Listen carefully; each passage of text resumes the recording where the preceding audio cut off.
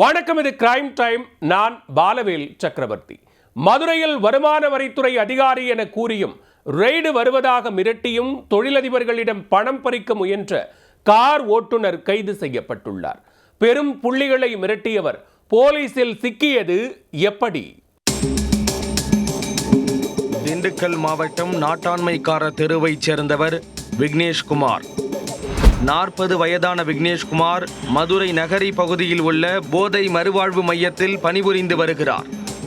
நடந்து முடிந்த நாடாளுமன்ற தேர்தலின் போது வருமான வரித்துறையின் புலனாய்வு பிரிவில் சில அதிகாரிகளுக்கு கார் ஓட்டுநராக விக்னேஷ்குமார் பணியாற்றியுள்ளார்.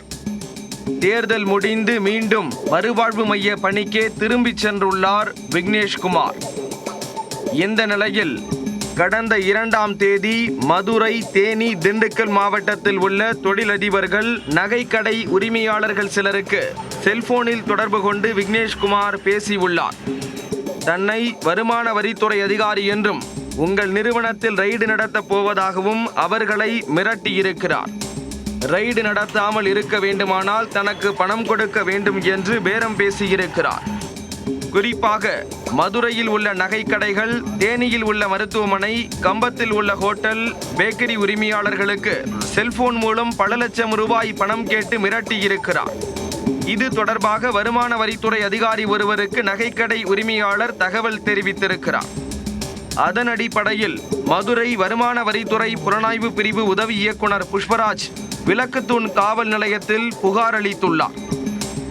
விளக்குத்தூண் காவல்துறையினர் வழக்கு பதிவு செய்து மதுரை நகரில் உள்ள மறுவாழ்வு மையத்தில் இருந்த விக்னேஷ்குமாரை பிடித்து கைது செய்தனர்.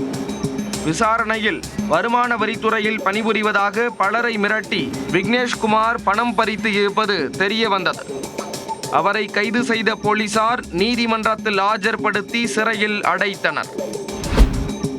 இதேபோல் திருச்சியிலும் வருமான வரித்துறை அதிகாரிகள் போல் நடித்து நகை, பணத்தை கொள்ளையடித்த கும்பலை தனிப்படை போலீசார் கைது செய்துள்ளனர். திருச்சி மாவட்டம் மணப்பாறை வீரப்பூர் பகுதியில் சுதாகர் என்பவர் மெடிக்கல் ஷாப் நடத்தி வருகிறார். அவரது மெடிக்கலுக்குள் வருமான வரித்துறை அதிகாரிகள் போல் வந்த ஒரு கும்பல் சுதாகரை கடத்தி சென்று 10 லட்சம் ரூபாய் பணம் கேட்டு மிரட்டியுள்ளது. இது குறித்த புகாரின் பேரில் போலீசார் விசாரணை நடத்தி திருச்சி திண்டுக்கல் தேசிய நெடுஞ்சாலையில் மஞ்சம்பட்டி பகுதியில் பதுங்கியிருந்த நௌஷாத், சேகர், சுதாகர், மாரிமுத்து, வினோத், கங்காதரன், கார்த்திகேயன் ஆகியோரை தனிப்படை போலீசார் கைது செய்தனர்.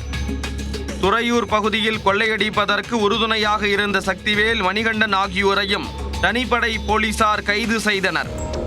கைதானவர்களிடம் இருந்து 5 லட்சம் ரூபாய் பணம், 5 சவரன் நகைகள், 8 செல்போன்கள் ஆகியவற்றை தனிப்படை போலீசார் பறிமுதல் செய்துள்ளனர். இதில் கடத்தல் கும்பலைச் சேர்ந்த ஜெகதீஷ் என்பவர் போலீஸ் பிடியிலிருந்து தப்பிக்க முயற்சி செய்தபோது தவறி விழுந்து காலில் எலும்பு முறிவு ஏற்பட்டுள்ளது குறிப்பிடத்தக்கது.